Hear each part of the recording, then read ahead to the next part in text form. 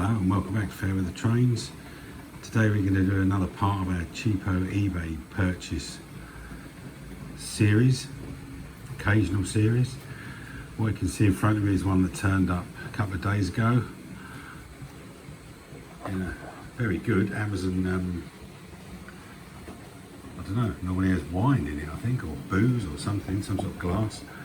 Nice thick box. I've already taken the tape off the top to get rid of my address and all that sort of stuff, because I don't want none of you buggers turning up around here, obviously. So we'll drag this out. I haven't even opened this one yet. I have looked in the box.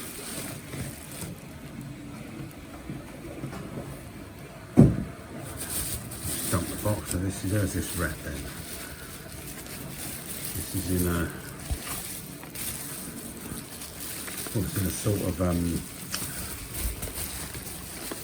bubble wrap bag, I think that is. Bubble wrap bag. There we go. We'll get that out. Looks pretty safe. And there is the tatty old box. Now this is a, now I see it, I'm remembering. This is a Gutzold, which I think were a East German forerunner to Roco, or maybe Pico, I'm not sure. I'm sure if anybody knows, let me know. I got this for £19 something, 19.50 or something. Was described as near mint to mint, but with a skanky old box. I think that's fair to say that is exactly what this is, and it's foreign, so that's all right. No English on the box.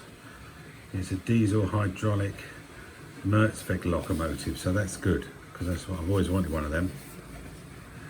And it is a V180,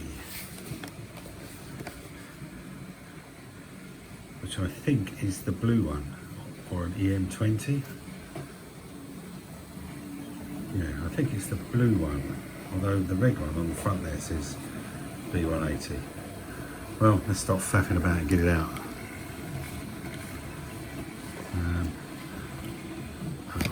Undo the ends of the box.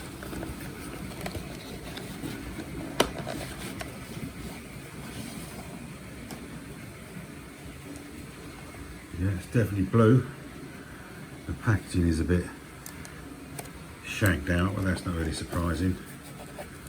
Sort of plastic top, and then I don't know what that stuff's called, that sort of plastic that falls apart. And then we'll get the loco out. Yeah, that's all cracking up there. Is there any paperwork? I suspect there won't be. No paperwork. Alright, let's just get the packaging out of the way and then we'll have a better look. So as I said, this is described as mint to near mint with a crappy box. Crappy box bits was certainly right. Obviously this is going to be pretty old. I don't know how old. I probably should have done some research on this, but I didn't. It's a very interesting coupling. It's a slightly oversized hook. Not sure what that couples onto. Maybe you could use it to tow a car or something. Anyway, I think it's a nice looking thing, decent design with the in-sloping windows, with the, does it look like you've got an overbite? It does indeed say V180 on the front, and it's got the sort of rubbery, wobbly buffers, I don't mind that. Lights, I don't know whether this has got lights. It didn't say on the listing, so possibly not. Can't get over the thickness and size of that coupling. That's pretty impressive. Alright, let's have a look down the other side. Yeah, it's not even that dirty. It might be a bit faded. A nice handrail was picked out. The door looks good. paint's pretty good as well, look. It's not too much fuzziness. What does that say there? Deutsche Reichsbahn again, B180 059. Nice wheels across the side. And the vents, windows look good. Number 2 end.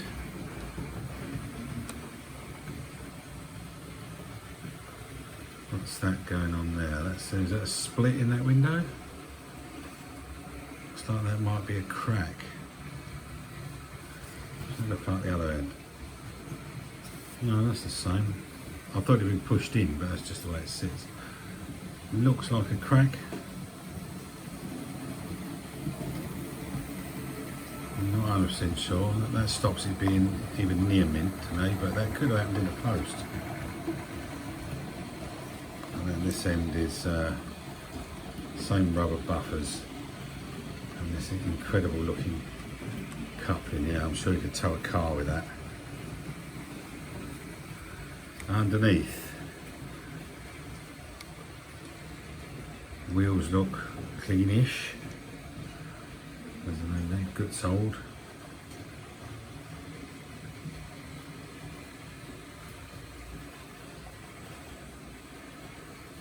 Yeah, I'll give them a clean, but I wonder how easy it'd be to change that coupling. I guess that's just a screw.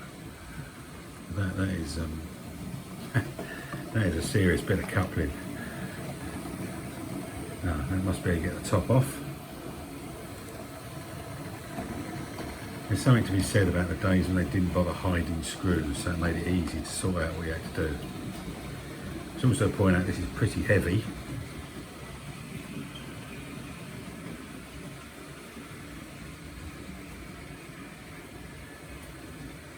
Yeah, but I quite like the look of that. I've not seen an engine with that sort of design of the front windows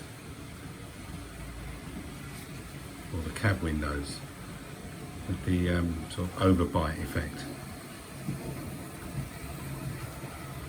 Yeah, it's alright. Right, first thing first, does it even work? Let's get it on the track.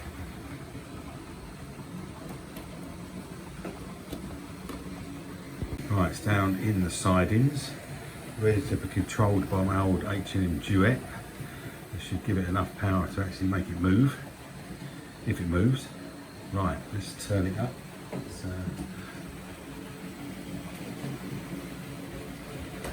Make sure I've got it set on low resistance, because no doubt this thing's gonna eat amps. Right, let's go, let's turn it up. Oh.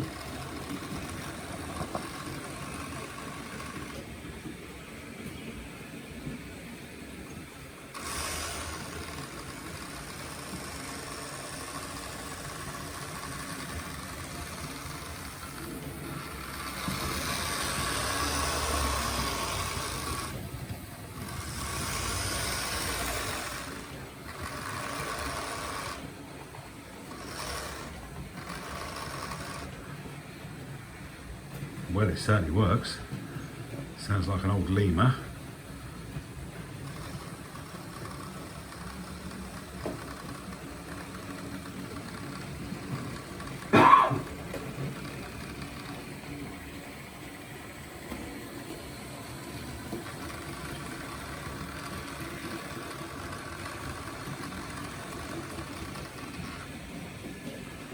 Tell you what, that's all right, isn't it? That's not bad. Right, we'll get that on the main track and give it something to pull, and then I'll get the top off and we'll see what sort of motor it is and see if it actually needs an oil or anything, which I suspect it will, and I'll clean the wheels up, but we'll give it a run round first. Right, I'll just get that sorted, back in a minute.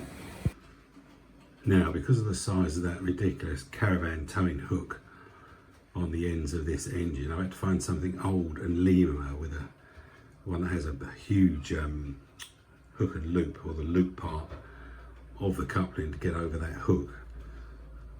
So hopefully this will work and it will stay on the track. I'm not too sure though. I have to investigate whether they can change them, or I'll find something to change them for later on. But anyway, there it is. Looks pretty good.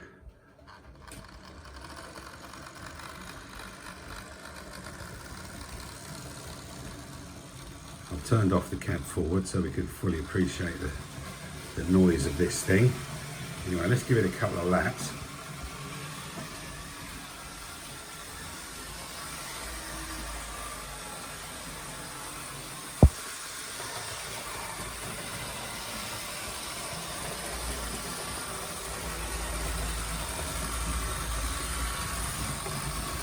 Right with the crossover so far.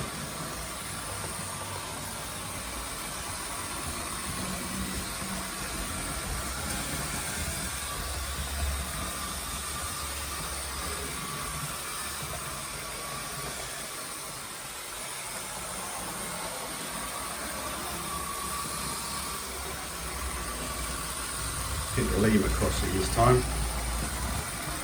Yeah, not a stutter.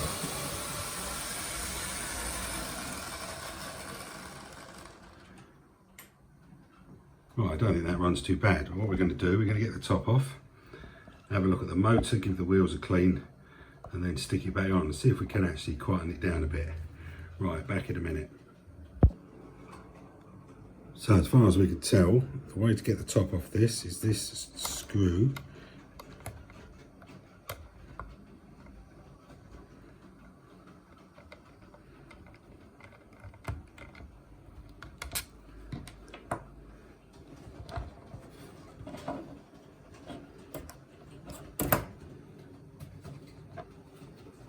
Let's see if that works.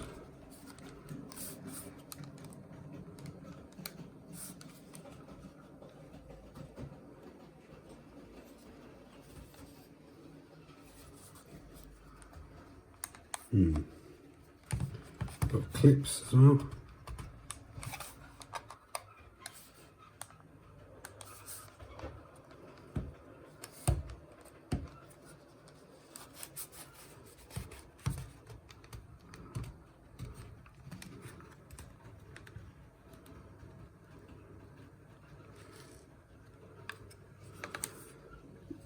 It's not the buffers.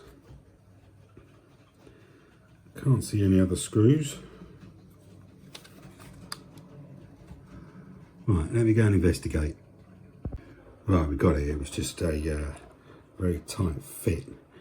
Now, can you see in there we've got a central motor, not a pancake motor, with drive shafts coming out to both ends, so both ends are driven.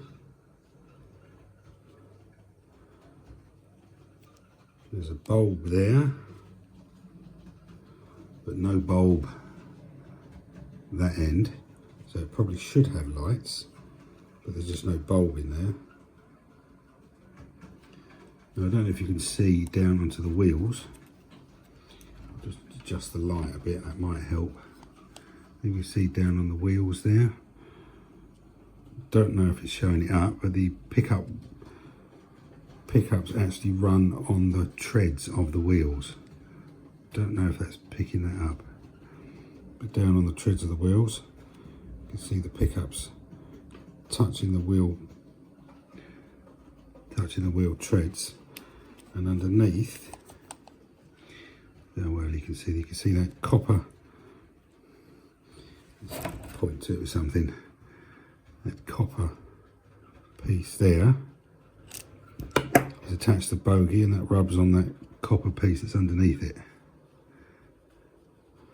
That's how it's picking up.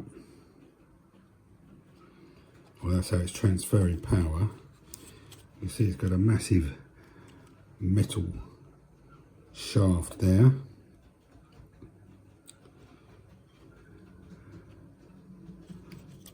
Or metal weights going around the outside. Some of those wheels look a bit dirty, and the pickups, I'll get into them with some stuff in a minute. It's also got a bit of a, obviously you could hear it had a bit of a noise, but the gears,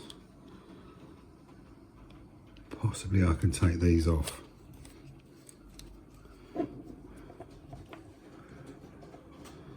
So what I'm going to do, I'm just going to set this up so I can power it and try and clean it up. And see how we get on with that. You can also see there's the inside, there's a bit of glazing just fell off. They just pop into the holes there. So I can put that back on. And you can see there's light channels at both ends. So there should be a bulb at both ends, but one end's missing. That's fine. Right, let's get this in the cradle and see what I can do. Well, I've set up some fly leads. Let's just check the pickup or conductivity of the whole thing.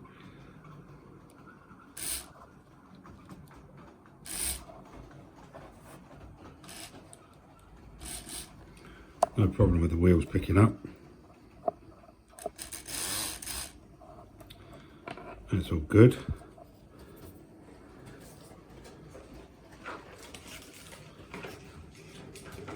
I'll get some cleaner on them and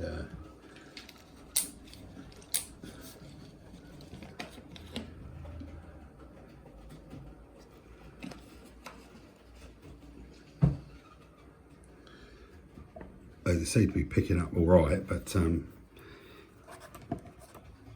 won't hurt to always clean the wheels, will it?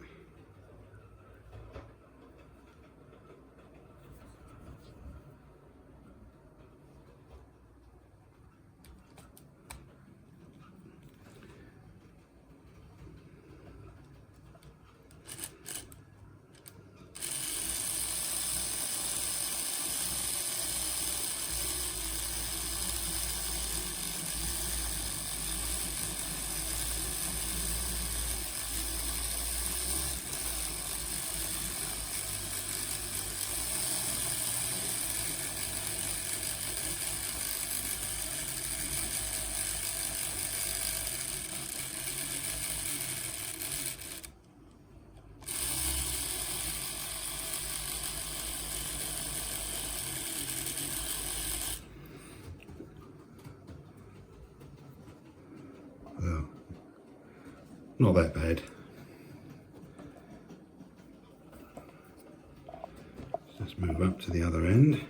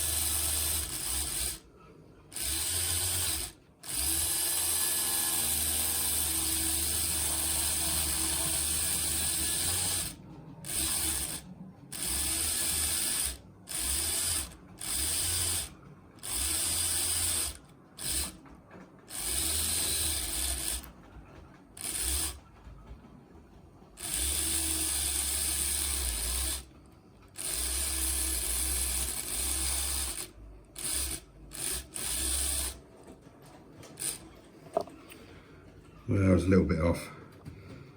Not too bad, really. Not too bad. I can see the light working this end. So I'm going to give it a drop of oil. I'll take one of these off and see what's in there. See if that needs a bit of grease. Right. Well, there you can see inside the bogie. You could possibly see how these work. They sit on top of the wheels. Like that one. I mean, they're popped off now because I've taken a set of wheels out. Drive must be there. This gear is there's driving the wheels. That's coming down from the motor, that one, and these bits rub on there. So I'm going to give these contacts a bit of a clean because there's a bit of black on them. I won't do that on camera because it will get a bit fiddly and you might pick up a bit too much swearing when things ping out and disappear across the room. But they look like these have been, there's some grease in there already. So I probably won't give them any more, but a touch of oil on the bearing ends will be good. Right, so once I've got that done, and the other end I'll do, I'll be back. So that's that old Gutzold, all serviced up. That's taken forever. And yes, of course, those little copper springy pickups pinged out and disappeared across the room when I had to try and find them. That took a good while. But it's all done now. All put back together. Oiled, greased, cleaned wherever necessary. Right, let's I don't think it's going to make any difference, but it can't hurt, can it? Let's give it a little bit of power.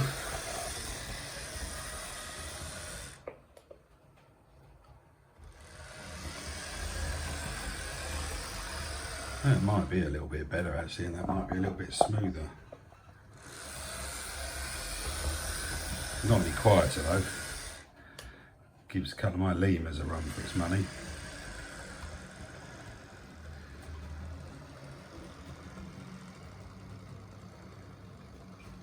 You know what, I think that is a bit better.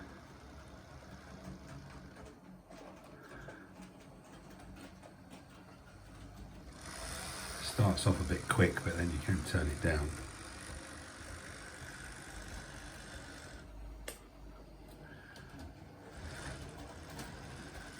All I've got to do is sort out some couplings for it. But to change the couplings, as you saw, I've got to take the base keeper plate out, which releases the springy springy pickup. So I won't be too keen to do that. Anyway, I'm going to hook it up again, and we'll just send it round. Like all these second-hand ones, they do get a bit of a running in, just to make sure, especially after I do something to them. And I can't even get this coupling to go on there this time. Right, hang on.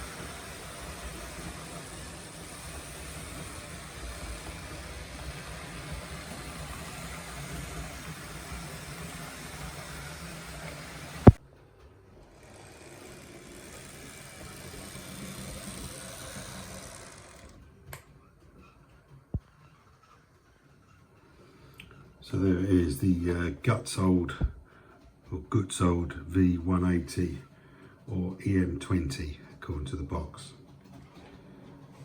And 20 is I think what I paid for. I think it was £19 something. I can't remember if that was plus postage, so say maximum 25 quid. What do you think? Know anything about these as well? Stick it down in the comments and give me a bit of background. I think it's worth 20 quid. Or maybe a bit more. Whether I'll keep it or not, I don't know. I might just move it on, but I do quite like the design of it.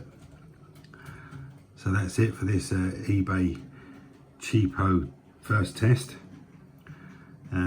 Keep your eyes open for more. I've got some more to come, and we'll see you in the next one. Bye for now.